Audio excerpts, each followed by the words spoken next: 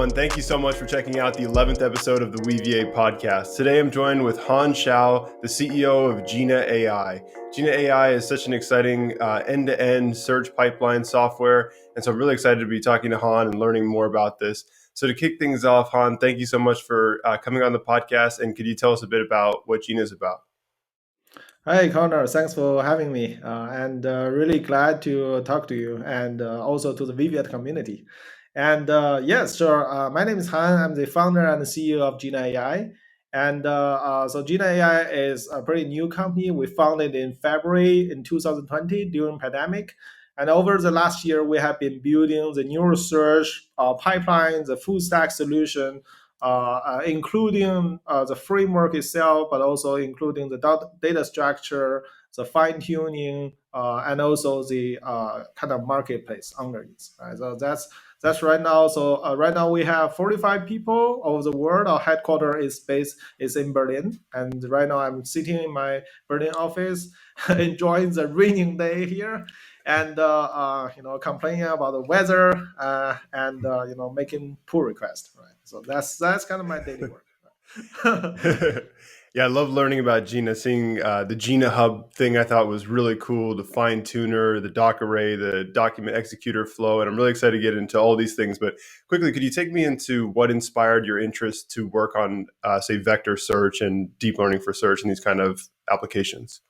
Yes, for sure. So actually, my let's say my experience with neural search, back in the days we call it a neural information retrieval, starting from 2017. So when I worked at Zalando, a German company, which is a pretty big online fashion retailer. It's like a mini Amazon, but not so mini. It's already one of the top 30 companies in Germany. But back in the days it was not so big, right? So I was working there and working on especially I worked for the recommendation team, working inside the recommendation team, and later I built up the search, the search system behind Zalando. Right? And then when we build this search system in Zalando, because it's a more fashion related, you will see a lot of pictures, patterns on the dresses, on the shirts and so on. You see people looking for a very detailed patterns on their dresses, right? So let's say T-shirt with some with some slogan, with certain logo, with a Superman on it. But back in the days, we have for each article back in the database, we put some tags, manually put some tags to describe. Okay, so what is this tag? What is this article is about? Is the tag could be like a visual based, or it could be like let's say this shirt is made of cotton, is made of silk or whatever, this kind of things, right? It can be also like a price tag, a brand tag. Sometimes the tags can also contain typo. So I remember very clearly that when I browse the article, the catalog of the articles, I see there are intentionally a lot of typos inside the tag. I ask people why are they doing that, and the answer is because people search for those typos, and then they want to hit the typos to the article. They want to connect the typos to the article. So that was in the days where deep learning was not so evolved in the search system, and people try to associate the article with the text that is misspelled, right? And then but the misspelling is one thing. Misspelling among all the neural search problem is probably one of the smallest things that that we want to solve. The most important, back in the days, the most interesting things is about how do you search the pattern, like the Superman on the T-shirt, on the long sleeve T-shirt, short sleeve T-shirt, connects these things to the article by using image as a proxy. Right? So that's kind of the key problem. And then so you can imagine it's kind of cross modality, cross model, right? So from text to image search. But back in Zalando, it was more beyond that. The more interesting question is Zalando, although it is a German company, it tries to provide service for 18 countries in Europe. I remember very clearly because we want to support 18 different languages, right, in across Europe. And then imagine that you build one text to image model, and then you have to rebuild another model using query to article this data set. And let's say we have a very small country that we operate in a very small country, let's say in Poland. Right, so there are not so many German fans in Poland, and then people don't use Talendo there. And so how do we want to build such model from Poland in their language to the article? Because we don't have this training data, right? So one way, so we're facing very serious like this kind of cold start problem because we lack of training data. If we ever want to build a training model from scratch. So back in the days, my goal, right? So I later work in Talendo research, and we try to solve these two problems in one shot, right? The two problems, one is from text to image. The second is from multilingual text to image, right? So try to solve these two problems in one shot. And then at the end, we come up with a neural search pipeline. Let's say back in the days, we call it the deep learning retrieval pipeline, which basically is a very end-to-end solution and try to combine these two problems in one big deep learning framework. Of course, it's very competition demanding back in the days because there was no BERT model and everything has to be used in has to be trained in LSTM, and people were not very smart enough or confident enough of using this kind of attention things. Back in the days, there was no such thing as attention, and everything LSTM, either RNN or LSTM. And then, especially you want to add multiple layers on top of LSTM. And then you want to build this LSTM CNN. It's like a Frankenstein. You put this LSTM and CNN together. It was a terrible model. But back in the days, this kind of terrible model is mainstream, right? In the market. So that was the first start. And I published an article talking about this Frankenstein model. I think in 2018 in January, basically summarizing my work back in Talendo. And that is the time where I left Talendo. After 3.5 years, we worked with this Frankenstein model. I left Talendo and working at a Chinese company called Tencent. It's very big, one of the biggest Chinese internet company, and mostly popular in East Asia. So back in Tencent, we have a social app called WeChat. You can imagine it's like WhatsApp, but it's like a mini operating system that inside your phone, right? Because you can do a lot of things. You can do payment. You can have a party. You can buy stock inside WeChat. You can do a lot of things. You can also play games, of course.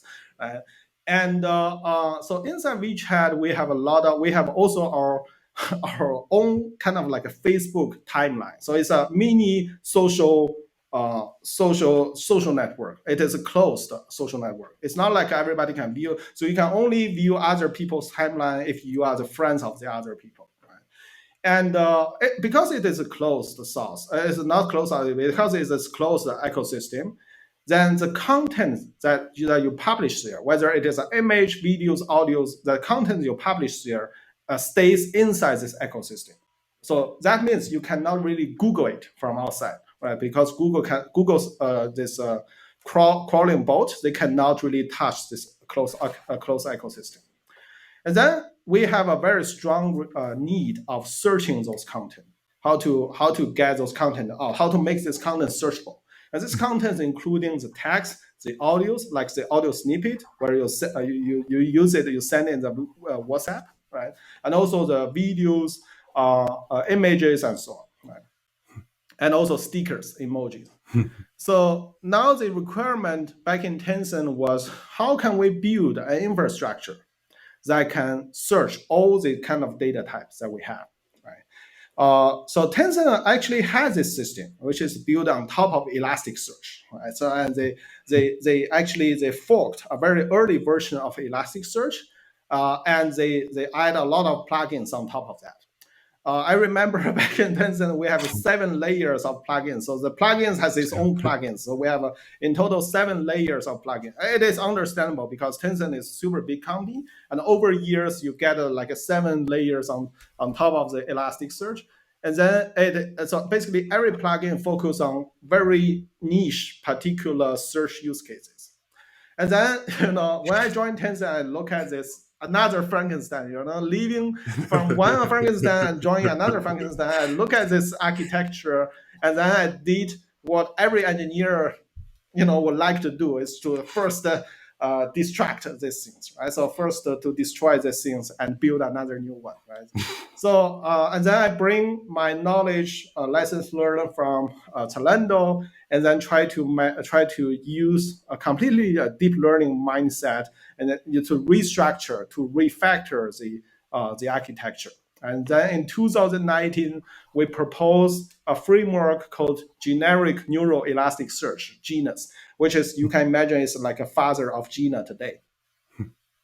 And the idea is really to very radically using containerization, microservices idea, and wrap every step in the search pipeline to separate every step in the search pipeline, each one as own microservice, and then connect, and then use a container to wrap this microservice, and finally connect the dot to orchestrate them together.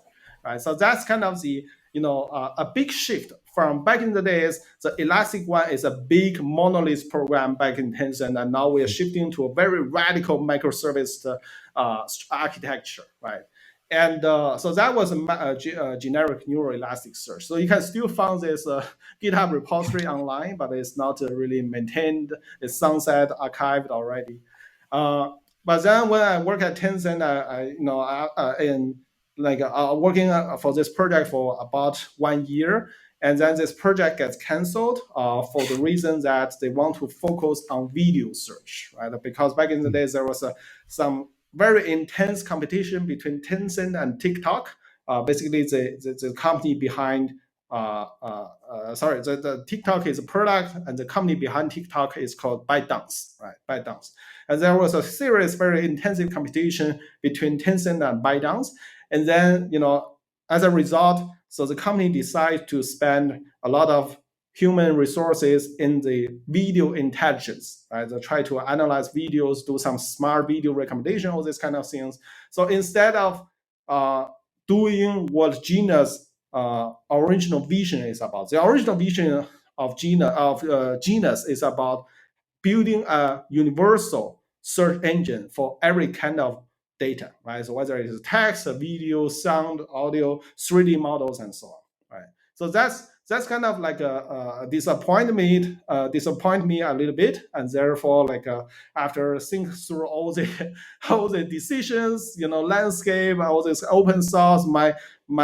interest in open source, all these kind of things, and I decided to leave Tencent and start this company, right, in 2020 January. So that's kind of the backstory of Jina and why I'm working in the neural search today. Well, thank you so much. That was such a compelling backstory, and I love that Frankenstein analogy. I think that really resonated with me, is this idea of how we have all these different components of these search pipelines, and the 7 layers of plugins, and the background on your journey. I really thought that was such a compelling backstory. So thank you so much for that. So to kind of transition a little bit and to try to unpack this Frankenstein, could you explain to people what make up these search pipelines and what are the key components of them? Yeah. So I think a lot of people when they first talk about neural search, they think that okay, so it's not so difficult. It's just like you compute cosine distance and that's it, right? To be honest, it is true, right? But providing that you have a good representation, right, and then you compute cosine distance, right? If you don't have good representation, then computing whatever distance is meaningless, right? Mm-hmm. And then there's a bunch of people from machine learning just think that okay, so especially right after BERT, right, right in the age of transfer learning, that everybody knows that okay, representation is a key, right? So everything can be represented by vector, right? So whether it's a vector, image to vector, text to vector, whatever, BERT, this kind of things, right? This concept was not there, right, back in 2015 or something like that. The only thing that was popular back in the days was word2vec, which compared to today's this vector model is completely different thing, right? a globe, this kind of thing. And right now, globe is only used for initialization. It's not even used in any final product. It's just used as an initialization, right? So it's a huge paradigm shift, right? But back in the days, there were two big things about enabling a good neural search. One is you need to have a good representation. So that requires a very strong machine learning models, right? And then the second step is you need to have a good distance or faster retrieval. Somehow you can compute the distance similarity vector by vector by matrix, and matrix by matrix. This kind of similarity computation has to be fast. And then, so basically it's computation and storage, right? Computation and storage. Maps to today, we have the machine learning part and then the database part, right? So this is kind of the two biggest concept, that can power that kind of like the two pillars of neural search, right? But if you zoom into the pipeline, you found that okay, so there when you of course these two pillars itself has a lot of details, devil in the details. There are a lot of details to be implemented, right? For example, in the metric, in the database part, how do you store those things efficiently, right? How do you can you use something else rather than Euclidean distance? For example, can I float 64 or float 32 is just too space consuming. Can I just convert everything into integer or binary and then still compute somehow the distance, right? Or why does the distance must be cosine or Euclidean or Hamming distance? Can it be some distance that learned by some models, right? So there are a lot of things that you can do with just the database part, with just the vector retrieval. And then on the machine learning part, of course, like a different modality, how to convert image to vector, text to vector, audio to vector, and most importantly, how can you connect the image and text, right? Combine the modality. How can you cross the modality to get a vector representation? But apart from that, as I said, devil in details, right? So there is a pre-processing steps and a post-processing steps in the neural search pipeline. For example, in the pre-processing step, so let's say you have a big picture, and this big picture contains a lot of very, very complicated concepts. So there are a lot of objects in that picture, right? And then I have a search query. I want to search for a very simple object, which is just a single apple. Right? My image query, my query image is just an apple. But then all the images that you have in the database is very it's like a McDonald's menu, right? It contains a burger, it contains French fries, it contains cola, all these kind of things. Every picture is a McDonald's menu, but then your query image is just an apple. So you can immediately see that even though you use the same model for representation, the vector representation, the semantic behind this vector representation is not really symmetric, right? So this brings us to the question, like, this makes me think that you cannot really expect one single model without any pre-processing, just storing some data, it will give you some good embedding, right? So therefore, a very important step back in Tencent is about pre-processing. Like, for example, how can we segment the image into different chunks at different granularity, right? In order to get embedding, kind of a hierarchical embedding, right? On the very top layer, you have the overall bird view of how, kind of a bird view embedding, and then you can segment it all the way to the bottom. You get a very fine-grained granularity, this kind of embedding to describe each object, right? So in the end, one document, whether it is an image or text or a chapter of book, will end up with not only one embedding, but a lot of embeddings, right? A group of embeddings. Then how do you match your query, which could be also a group of embeddings, to another group of embeddings, right? So this is not simple cosine similarity. And then you can imagine that when we put the problem into this setup, the database is just a tool. It's a very atomic operations to enable such retrieval. But then it is not enough. Pre-processing is important to get the correct granularity, to get the group, to get the correct group of embeddings. But also the post-processing is also important. You have to aggregate the group of embedding scores, the scores from different groups, from different hierarchies, to into the final result. Right.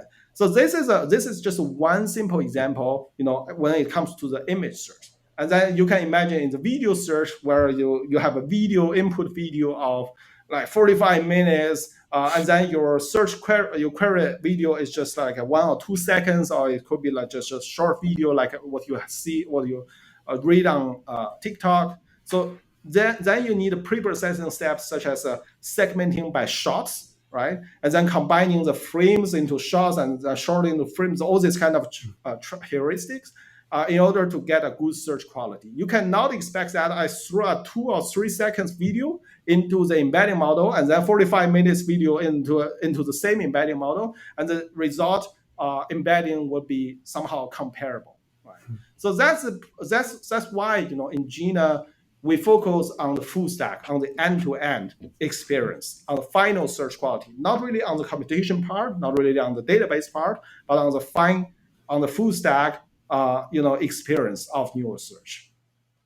Wow, so another great, great cluster of information. I learned a lot from that, and I really like just coming back to the beginning of what you said with the computation and the storage. And in Weaviate, we've explored things like the HNSW vector index for having the centroids to speed up the search, and we've explored binary passage retrieval for having the binary representations of vectors. So these are two things that we've seen a lot with the Weaviate side on the vector database storage. And so I thought that pre-processing thing was so interesting. That added a lot to my knowledge. And so is this talking about using, say, object detection models or semantic segmentation models to separate the objects, and then you have embedded? So say you classify this is the basketball in the image, and do you then have an embedding for that basketball window? And then can you tell me a little bit more about then how these embeddings are? You mentioned it's hierarchically aggregated. Give me a little more detail about how you assemble these embeddings. Yeah, so I think I think you're definitely right. So this is the rough idea is about decoupling, divide and conquer, right? Divide and conquer, and finally you assemble all the scores together. But when it comes to applications, how do you assemble them? Like you usually want to put some weight. You don't want to just sum up everything together. You want to somehow put weights on the bottom layer and then bubble this up to the top layer, right? Bubble this up to the original document, which is the thing that you want to search for, right? So the assembling strategy is actually highly correlated with your end application. Right. So let's say if I'm doing document to document search, I just want to look for reference. Right. I just want to copy paste a paragraph, abstract into my search engine. I want to look for what are the other academic papers have the same idea. Right. I want to search for this thing. Then you can see the query, the granularity of the query is probably 1 or 2 sentences. But then the search result is a full document, right? So they are on different granularity. So the assembling procedure will probably go, all the way to the top to get the full information of the full document, right? In order to before it returns to user. Another thing is you still have the same thing. You still input 1 or 2 sentences, but it's about describing a problem. So let's say in the long document QA, right? You ask a question about this long document, and then it returns some answers, right? And then in this case, the answer, the return result is just 1 or 2 sentences, or sometimes it's just a token, right? Or 1 or 2 tokens, right? Then you see the granularity is somehow, is even smaller than your input granularity. So the final pre-processing procedure, the pre-processing step and the assembling step highly depends on what is your application is about. But in the middle, there are probably some reusable building blocks that you can use it regardless of the application. And that's actually inspired us to do Jina Hub. Right? For example, for the 2 examples I talk about, giving an abstract, searching for academic papers, and asking a question about academic papers, highlighting the result. These 2 applications share the same natural language embedding model. They can share the same natural language embedding model. even though their final usage appealing would be completely different. The user interaction would be also be completely different. One could be just a traditional search box, and the other could be just a QA chatbot, right? And so in this case, as I said, it highly depends on your final application. But that also means, although it depends on application, but as a framework, as something like we call ourselves a framework company or infrastructure company, as a framework, we want to get ready for that. We want to make sure that once user has this need, has this idea of breaking down into different granularity and then combining this up. Once they have this idea, they can implement such idea under Jina. Right. So that's kind of, if you zoom into Docker Array and go to Docker Array website, documentation website, you can see that the document, which is the primitive data type in Jina, in Docker Array, or like in Jina ecosystem, is actually nested and hierarchical. It's recursive, right? So the document can contain subdocument, and subdocument can contain its own subdocument. Not only on the vertical direction it is recursive, but it's also on the horizontal direction. So that means a document can have its own nearest neighbors. A subdocument can also has its own nearest neighbors. So you can imagine becomes a tree, right? So it's kind of a recursive in both horizontal and also vertical directions. So this gives a very powerful representation for user to represent complicated object, and allowing them to traverse over this very complicated document, bubbling up the scores, assembling the scores very easily. So that's kind of the idea of Docker Array. And we actually found this kind of pattern a long time before, but we just previously was just part of Jina, and now we pull it out as a separate project, and then serve as a common cornerstone for all of our products in our ecosystem. So is this Docker Array, is it kind of similar to how you have like a JSON schema that can embed? You could put like, another dictionary within the kind of Python dictionary data structure, JSON, that kind of structure. And can you tell me more about Jina Hub? How do people contribute to it? What's kind of the organization of it? Yeah. So Jina Hub is a very interesting story. Has a very interesting story. So to be frank, we failed 2 times before the things that you see today, right? So I'm going to be very frank to you, right?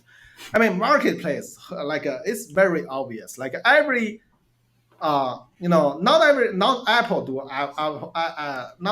marketplace. Google also do a marketplace, right? They have an app store. You have Google Play, which is like an app store marketplace.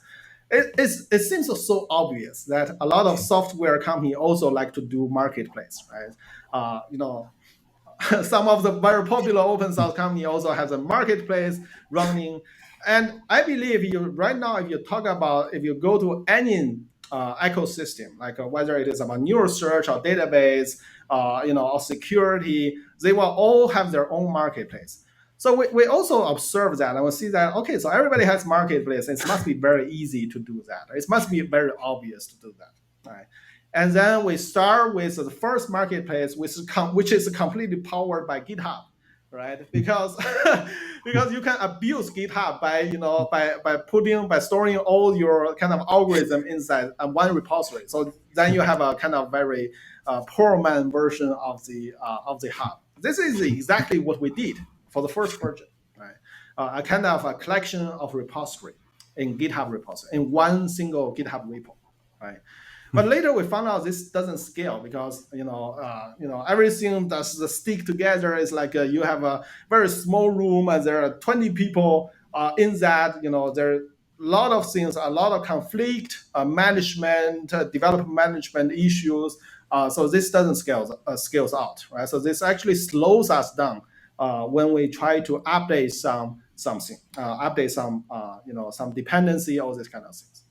And then the second version is we look at all the, so that was the first failure. Right? I think this was back in the 2020 in winter, right? We realized that, okay, so this doesn't work, right? So we kind of suspend this project, Jina Hub project, like forever, right? And then in 2021, we restart this project because everybody do marketplace, we still want to do marketplace. We are one of the cool guys, and we still want to do marketplace. And we think about, okay, so we failed because of the everybody has to go to GitHub repository, and there's no very interaction, user engagement on that. So let's focus on UI, right? So let's first build a very nice graphic user interface to attract people there, and with car design, bootstrap, this kind of card things, and then this version, of course, also fails, right? So it fails because there is no infrastructure that support this marketplace. So basically, the infrastructure is not up to date. It's still like a very repository based, and then you basically build a static website, which somehow you have some nice card, and then link back to the GitHub repository. Right? This also doesn't work. And then I start to this failure was the second failure that happens in summer 2021. I think in May 2021, something like that. And then I start to think about this more seriously. Right? I start to think about, okay, so what are the cornerstone? What are the pillars that makes a good marketplace? And I summarize as 3 points, right? So it is just my personal opinions. Probably some people don't agree on this. So the first point is you need a good infrastructure, right? So think about App Store, right? So you download an app from the App Store, from Apple App Store, right? It seems that you have the same download speed, whether you are located in US or whether you are in China or you're in Germany. You basically have the same download speed. And every time the app is updated, you get notified. Every time your iOS is updated, then the apps that requires to be updated automatically. The apps that are not necessarily to be updated stay on the same version. So this is infrastructure. It is something that belongs to this marketplace. Without this infrastructure, App Store won't work. Right? You won't receive push notification. You won't receive push update. You won't get a lot of version conflict. After the operating updates, and you get your apps cannot use anymore. So the fact that you don't observe this from day to day is that Apple implements a very good infrastructure behind their App Store, right?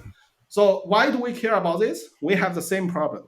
We have a Jina, which is like the iOS, like the operating system, and the Executor, which is like the reusable building block. It's like the app on the App Store.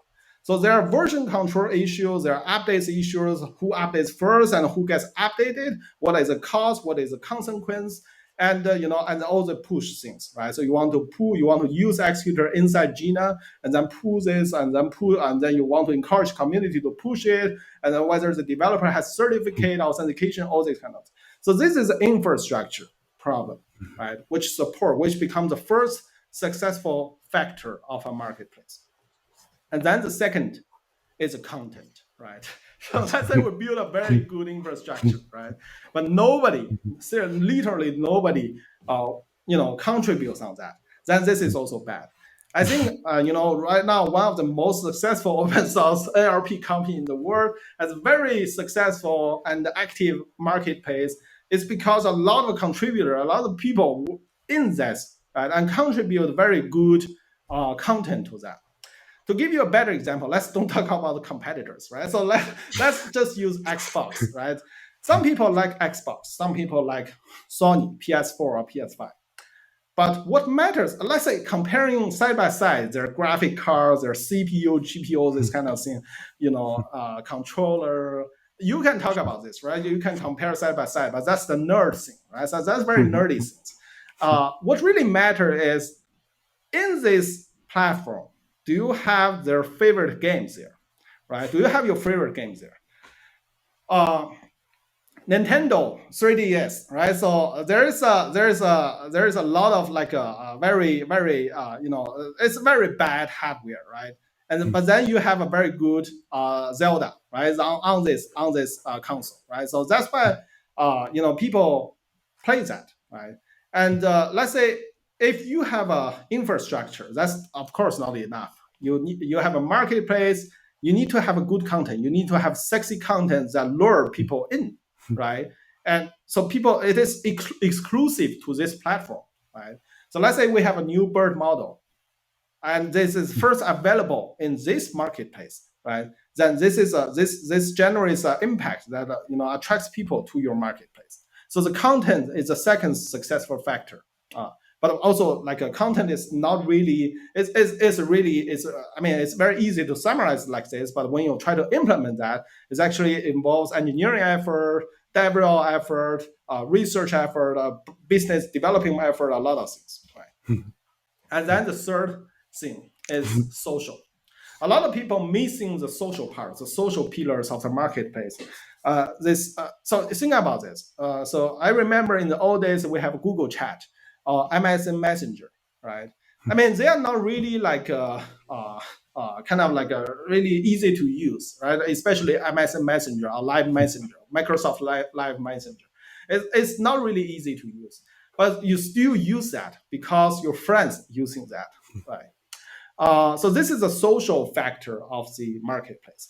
If we can make sure that your friends, your colleagues, right, your friends in the data science community also use the same platform, right, then this will make the marketplace more active. So these are the three factors that I eventually summarized, before we start the third version of Jina Hub. And this is kind of the Jina Hub that you see today. On the surface, you see, okay, there's a archaic interface there, and there is some kind of contents there. But underneath, we have a very, very powerful infrastructure. So what you see right now is just a virtualization layer. So you see a bunch of Docker images there. It looks like very static.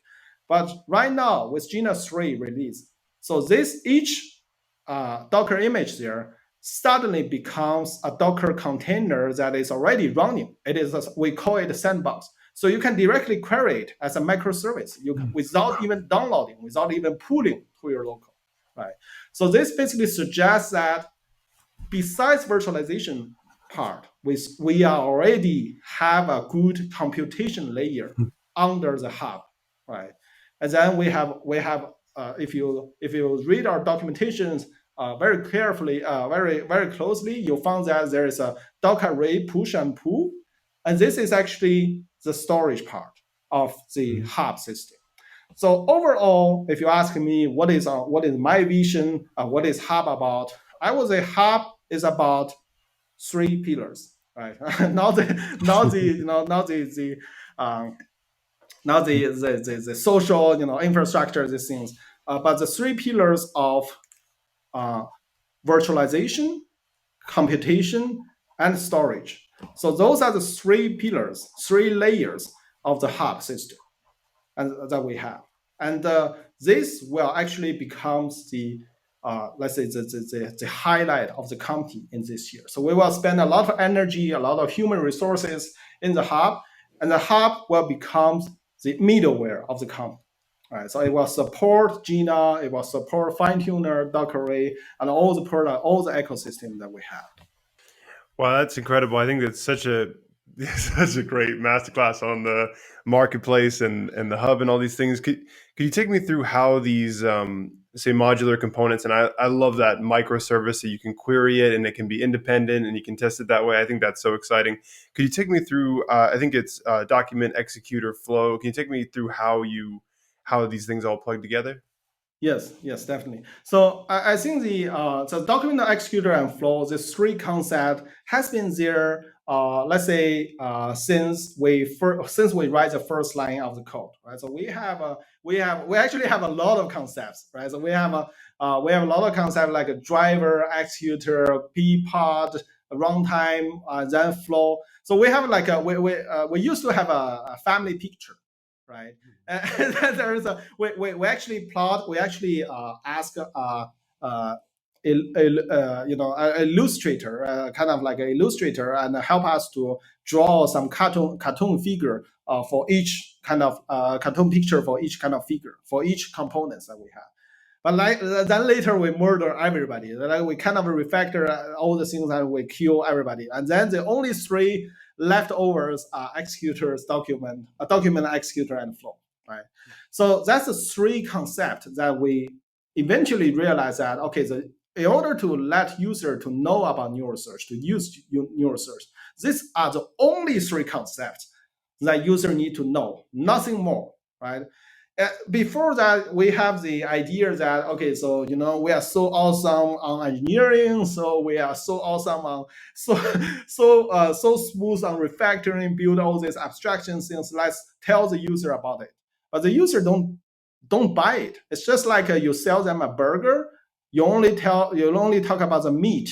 This is a Wagyu meat or whatever. This very premium Wagyu. You don't talk about cheese or pickles in the burger, right? So I never see there is a burger company saying that, okay, we use the best pickle because it's meaningless, right? So people only care about the meat, right? Or the best bun or whatever.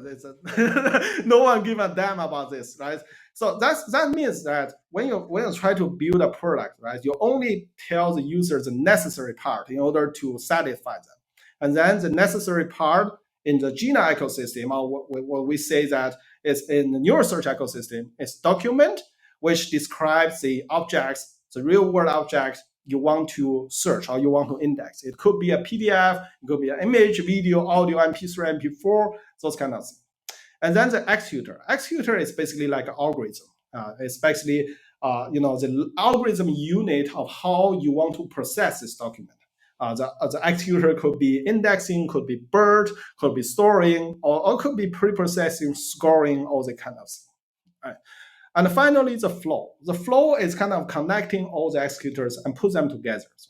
Right? The reason of using executor is actually making the original, very local orientated algorithm network ready or cloud ready. Right? The cloud ready. So basically, by using executor, you cannot wrap your algorithm with a network layer so that it becomes a kind of microservice that are ready for the flow to be connect with, to orchestrate, right?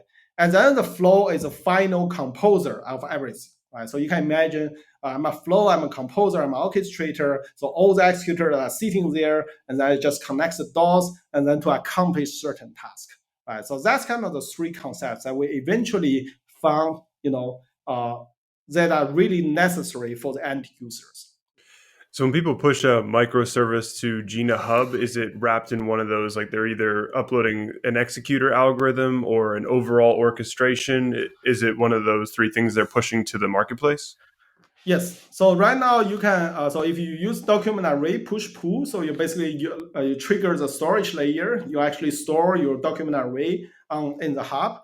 And if you push a executor into the hub, it will actually build your executor into a Docker image, into a Docker container, and make it a service ready, right?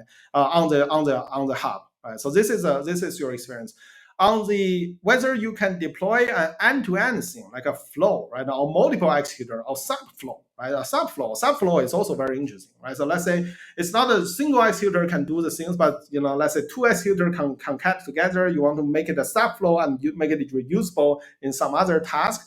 This is also a very interesting concept. But at this moment, the hub is not supporting subflow or the flow level deployment or push-pull things. Right? It only supports the executor and document level push-pull.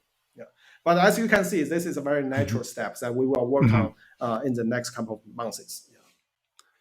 So say to come back to our earlier example of where you're parsing an image to get out the different clothings with, say, an object detection model, would you wrap that into a pre-processing executor and then you'd push that to the Jina Hub and that would be the contribution? Yeah, exactly. That's the point. Yes, exactly. Very cool. That's super cool. So coming a little out of the end-to-end and a little back to the embeddings themselves, I want to ask you about the Finetuner library and the things that are in it, like the loss functions, hard negative mining, and the general concept of, say, off-the-shelf embeddings versus these fine-tuned embeddings. Yeah, exactly. So this is a thing that this is another missing piece. When we actually, to be honest, we didn't come up with this idea when we built the company. Let's say back in 2020 in February, we don't have this idea. We didn't have this idea. But while we are developing or making synergy, building some prototype with our clients, we found ourselves always stuck in the position where after deployment, after this thing is done, there's no way to improve it further. Right? We have been thinking a lot of ways, like hyperparameter optimizing, using some heuristics, this kind of thing. But in the end, what it really matters is about the embedding, the representation, whether it is good enough for the ranking problem, right? Because it's not like a classification, it's not for general representation, it's for very specific ranking, right? Can you sort A before B, right? So that's the idea, right? So we always stuck there, right? We always say that, okay, so at this point, probably you only need to rely, you can only hope that Google or OpenAI gives you a better model, right? So at some day last summer, I said that's enough, right? So we need to do something. We need to do something about this embedding things, about this naughty embedding, right? And then since October, since August, we have this idea, and then we spent 2 months to develop the first prototype, and then we release as an open source package in October, Finetuner in October. So if you count the date by date, so we are only 1 month late than Google. So Google released such fine-tuning metric learning tools back in 2021 in September, and we released that in 2021 in October. Right. So that's basically show us how we look ahead in terms of this marketplace. So why I think this is necessary, or why do I think this is important? Because I believe the tools such as TensorFlow or PyTorch is not designed for fine-tuning. So you know that in the transfer learning, to give you some background, transfer learning, first training from scratch, and then second you fine-tune something, right? So this is usually a two-step procedure.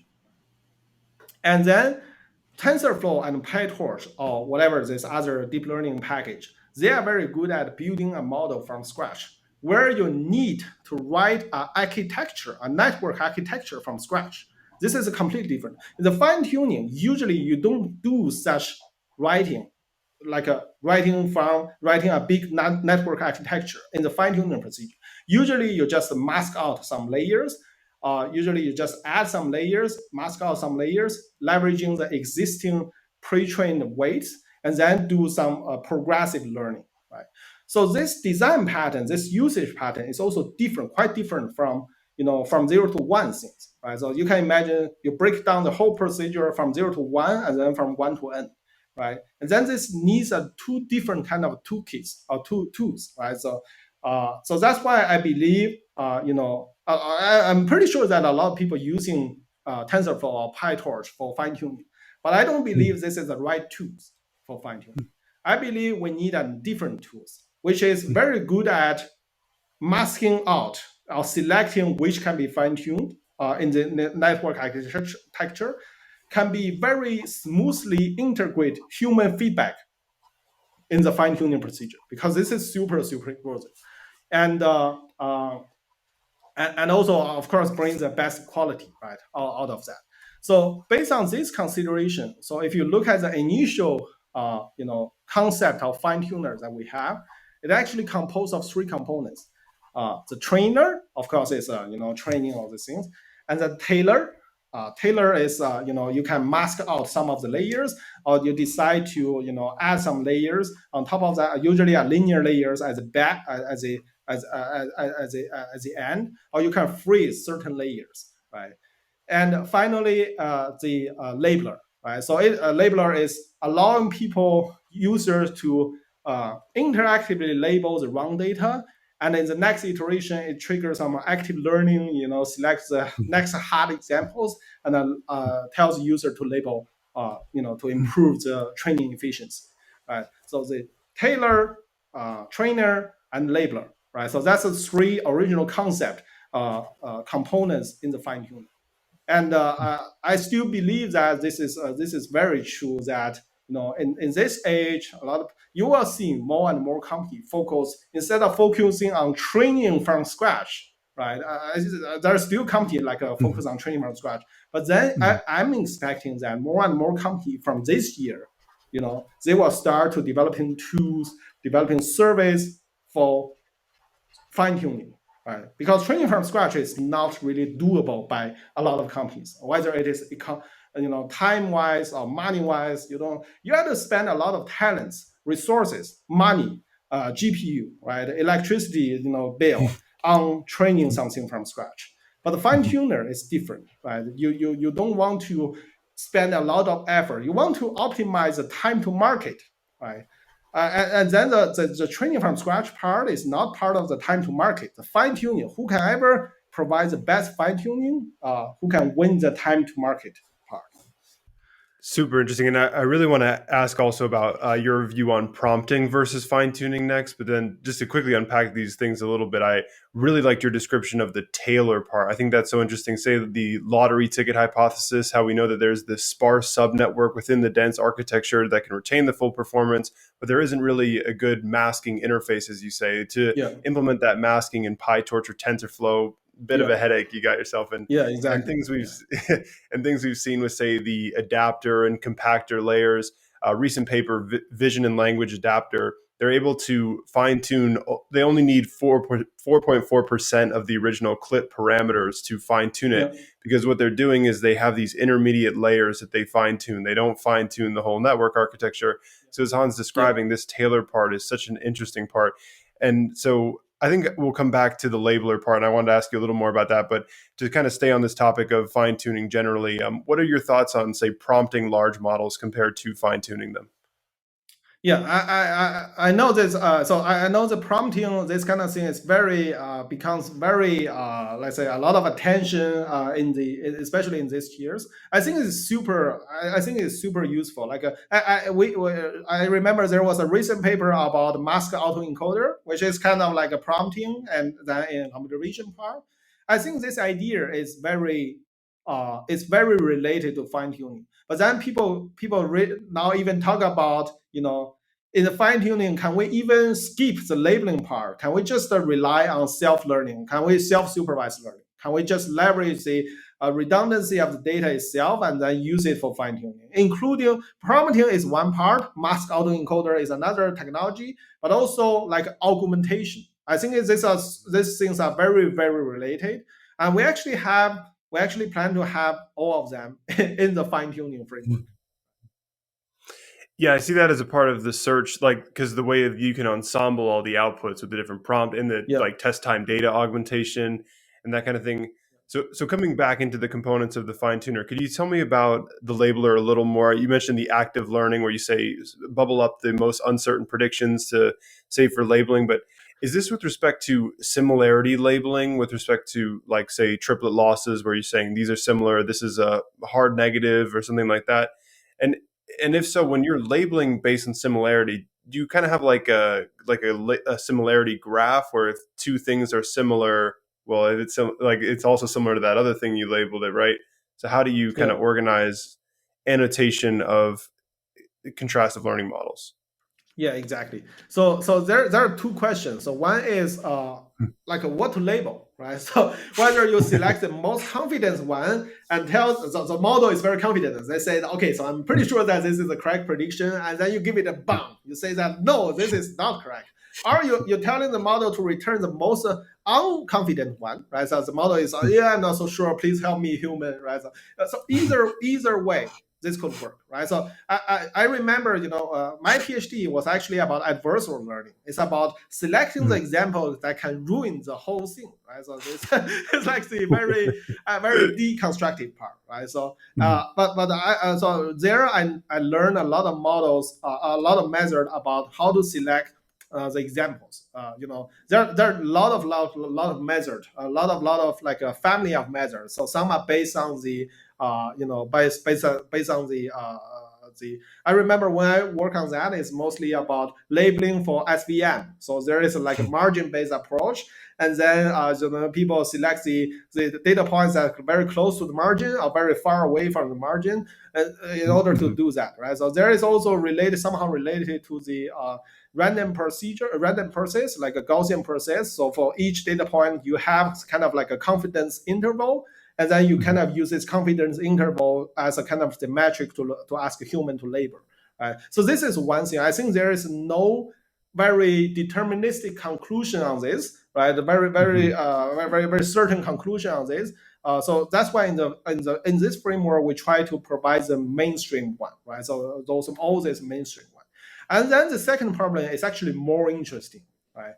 I believe you see the Spacey have a very nice labeling tools, which called, I forgot their name. I think it's a parody or something like that. Yeah. And it has a very nice UI. I really like it. I actually learned it a lot from when I do the Finetuner labelers interface. But then it is different. Like in Spaces, Spaces is an NLP company, by the way. So it's focused on text processing, all this kind of thing. In Spaces labeler, they try to label the name entity. So it's mostly like, you highlight some part of the text and then you label with some entities. But in ranking, it is different, right? So how many results you want to give to the user? How do you want to represent the relationship between, the kind of ordered relationship? You want to represent it very nicely to the labeler, and asking them to label it, very efficiently. Because usually when I design the labeler interface, this involves two parts. So one is for the developer, for the machine learning expert, usually who's sitting behind the labeler, who try to guide the algorithm to pose a question to the labeler. So those people, you have to make sure that the graphic user interface makes sense for them, makes sense from the machine learning perspective. You are asking the right question, and then your user interface is not misleading the labeler to give you the wrong answer, right? So this is one part, right? And then the second part is probably more dark than you thought, is that you have to make your interface very efficient for labeler.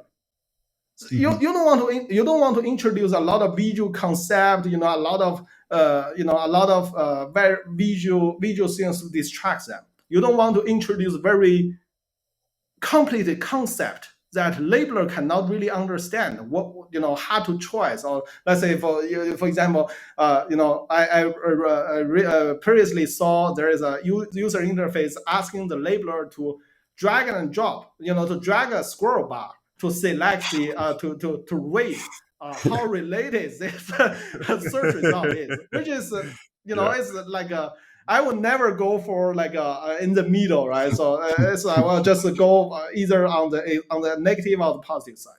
Sorry. So I mean, this is by the fact that when you want to deploy this, when you want to have this labeler system in practice, usually your users of the labeler is completely different from the. So they might be professional labelers. So think about this. So when you put this on Amazon Mechanic Turk, right, or crowdsourcing platform, so those labelers may be professional in terms of labeling, but they are not professional in understanding, why they are doing that, right? So this is a difficulty part. This is a challenging part, compared to classification, compared to the name entity recognition. So the question of ranking, right, and how do we represent the ranking in a very nice intuitive UI, and then worker can efficiently label that. This is still the question, and I would say this is still the open question. I checked a lot of open source labeling system like Label Me. There is another labeling tools which is very popular on GitHub. I checked them, but most of them they don't optimize directly for search. They optimize for classification. They provide for classifications. And the mainstream use case is still about image annotation or image segmentation, name entity recognition. I believe there we still need more attention, more resources to put into this search labeling tools. Yeah. Why, that's so interesting, and yeah, I think that is definitely an different kind of labeling compared to just the programmatic labeling of image classification or named entity compared up to just similarity annotation and then re-ranking. It seems like Yeah. a hell of a task to annotate re-ranking orders. So kind of coming out of the fine-tuner bit, and I know that I think today, as we're recording this, there's the announcement of Jina 3. Can you tell me a bit about what's new and then kind of what's on the horizon for Jina and what things on your horizon are exciting you the most? Yeah. So I think Jina 3, what excites me most is about is support on the cloud. And then we really want to, carry the promise that we are the cloud native neural search framework, right? So we actually from the day one, Jina is designed in a very complicated microservice way, which a lot of framework won't do that in the first place. Right? So let's say, for example, NumPy won't do that, Pandas data frames, they won't do that. But Jina from day one, it is introduced a lot of concept about microservice. And now we start to converge into a point where it says that, okay, so now the design pattern has been there for a long time. And now you can really use Jina as kind of the microservice framework for in production, right? So this is more like a symbol. And then the other thing what makes me very excited is about Jina compared to 1 year ago or 2 years ago, it has many friends already, right? So whether it is internal friends like a Docker array, Finetuner, and the hub. So it has all about the external friends. So it already formalized ecosystem, right? So the real power is not really about the Jina itself, right? We try to maximize the productivity of Jina user with all the ecosystem. So right now, if you go to the README, right, you go through the README, and you already found out that okay, so there are a lot of things that it seems like it's not really implemented inside Jina, but it's actually Jina calling other surveys to do that. Right? Some of the surveys are internally, some of the surveys are externally.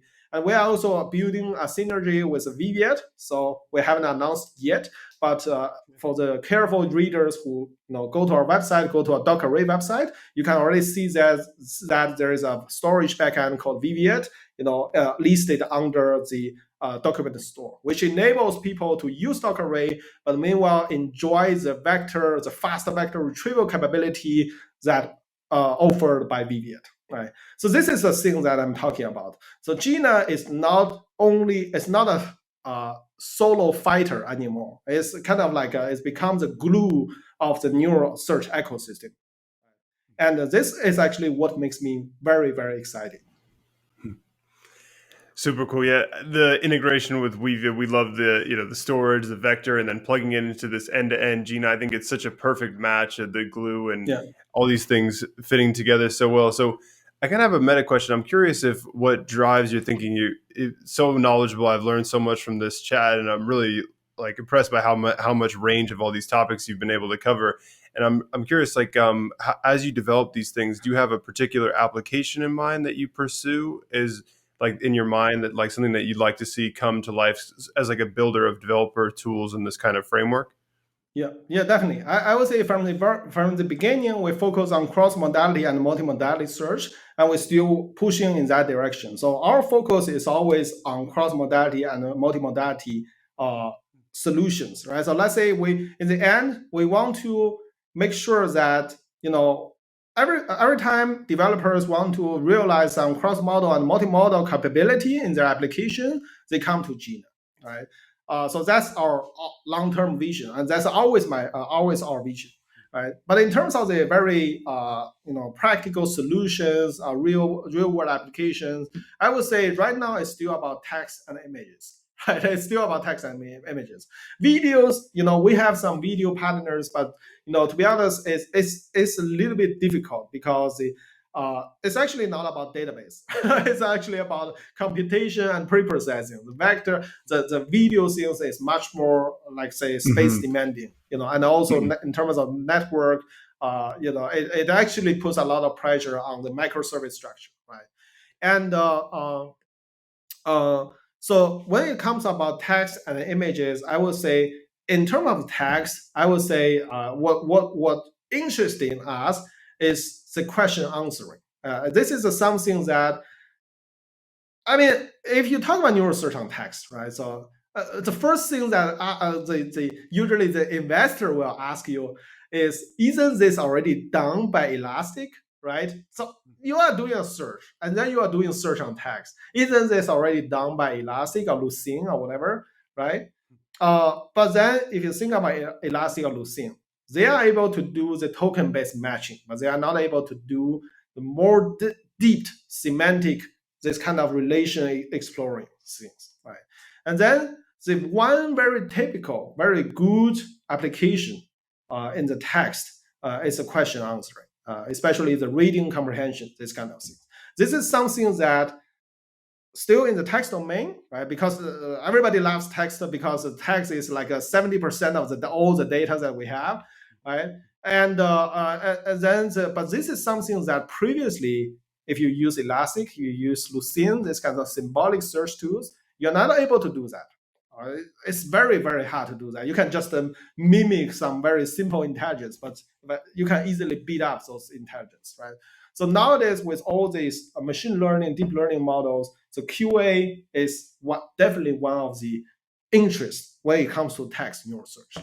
And then when it comes to image neural search, I think the all things, everything is about the quality. I mean, image search, when whether you use neural or not neural, right? So you can use p-hash to do that. It is not a big topic. It's not a new topic. People implement that a long times ago using different kind of heuristic, hashing method, LSH, all this kind of thing.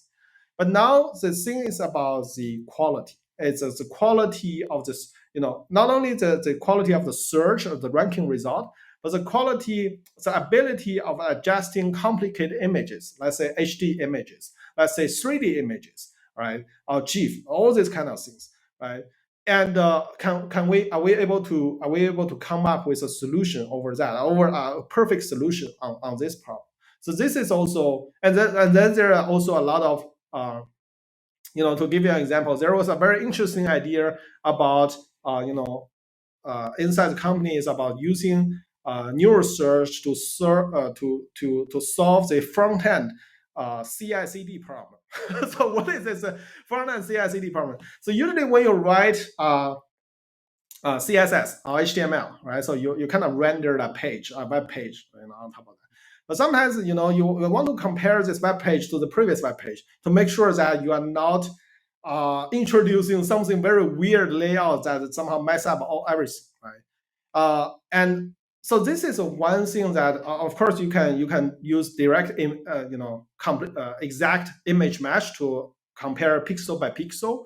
But then in the other case, you want to have kind of very general feeling about whether this layout makes sense or not.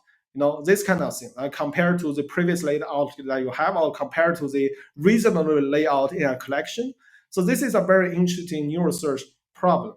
And then the search media is an image, but it's a screenshot. It's probably a screenshot on multiple devices, right? On iPhone, on kind of like on the MacBook Pro, you have this kind of very high resolution screen, or on Windows where you don't have a high resolution screen. But it's kind of do they all behave the same, or do they look like similar, even though they're kind of not in the same shape? So this is something that can be can be solved by a neural search, right?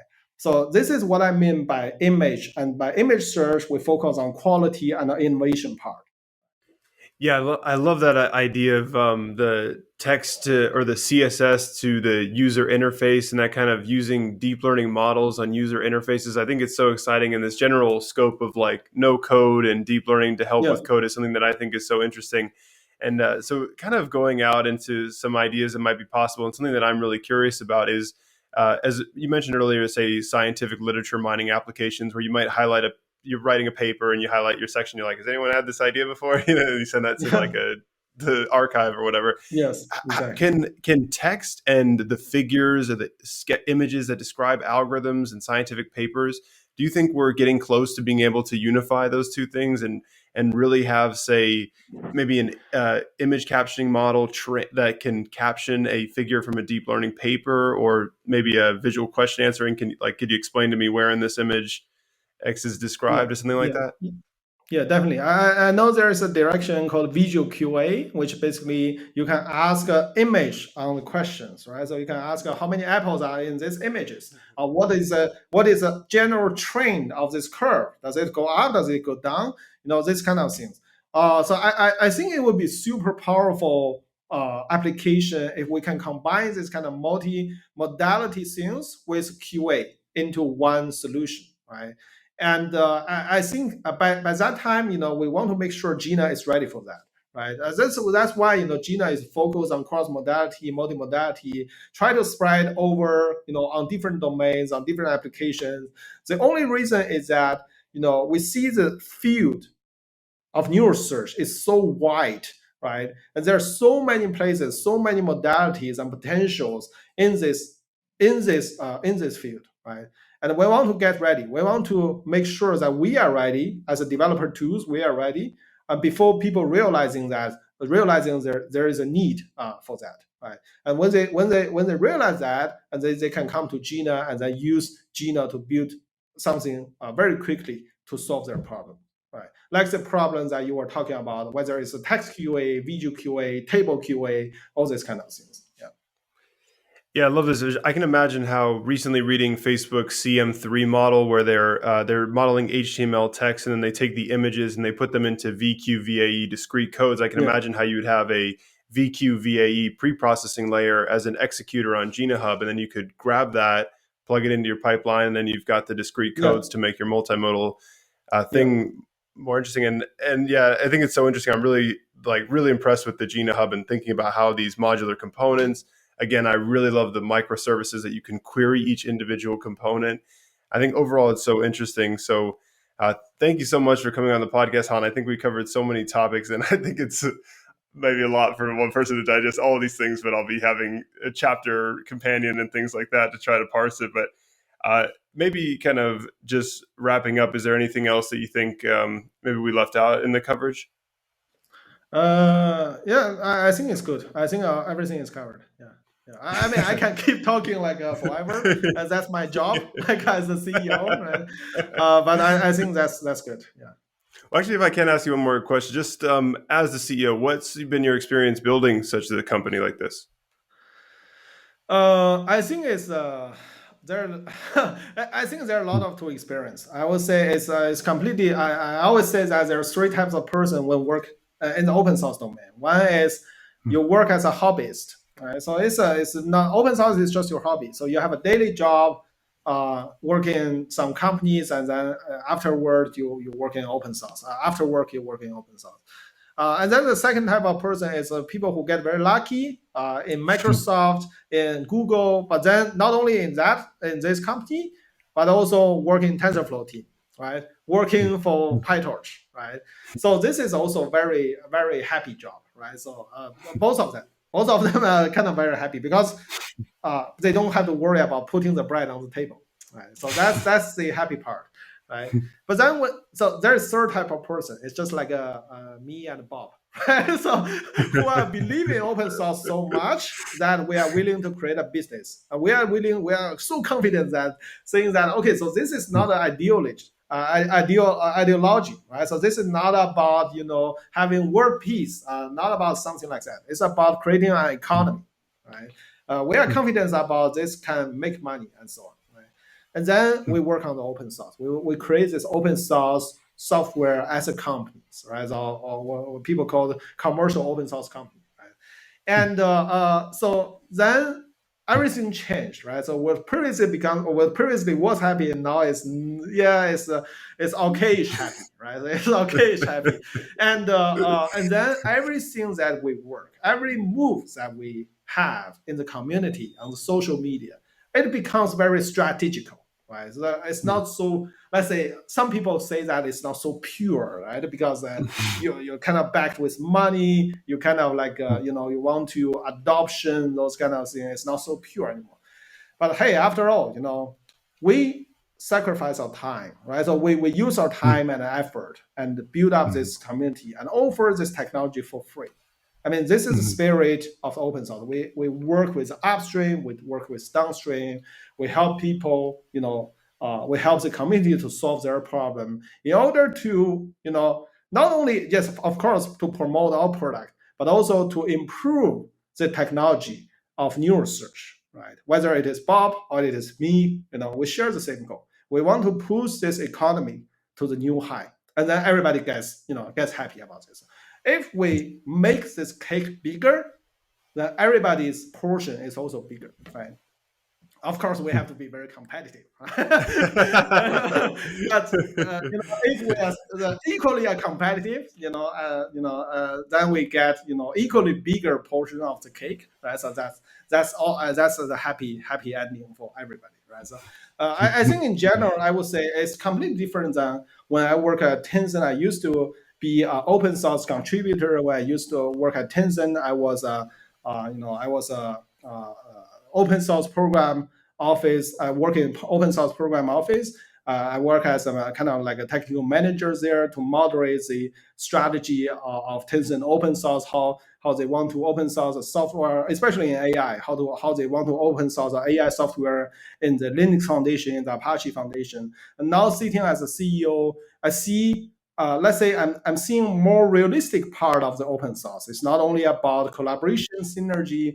Now, from my understanding, especially sitting as a CEO, as a company, as an open source company, open source means more about open competition, right? Open competition. It means that, okay, so whatever Weaviate implement or whatever, let's only always talk about Weaviate. Let's use another imaginary company, right? So, so we all the source code are open to each other, right? So let's say today we release Jina 3 and we have a very cool new features.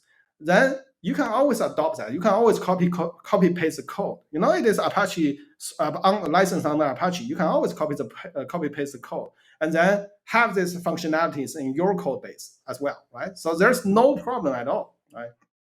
But so then it makes us to think about, usually in the software company, source code is your secret sauce. It's what makes this company successful. If the source code is not your secret sauce anymore, then what is your secret sauce, right? You must have something special, right, to make this company sustainable, right? Warm heart, this kind of enthusiasm, this don't take long, right? Those don't sustain. You need something sustainable, right, to make sure the company stays long, right? Especially as open source software. I believe every open source software company face the same challenge to keep retrospect, to keep asking themselves, what is my advantage? What is my moat of the company, right? In the end, you have to make money. And so you do all these community things. Can we translate this community contribution into kind of resources that we leverage to improve the adoption, right? So those are the questions that usually I believe every CEO of the open source company will from time to time asking themselves. Wow. Well, thank you so much, Han. I learned so much from the podcast. I'm so excited for our Weaviate community to see this, and I think there's so much to learn from it. So thank you so much again. Yeah, sure.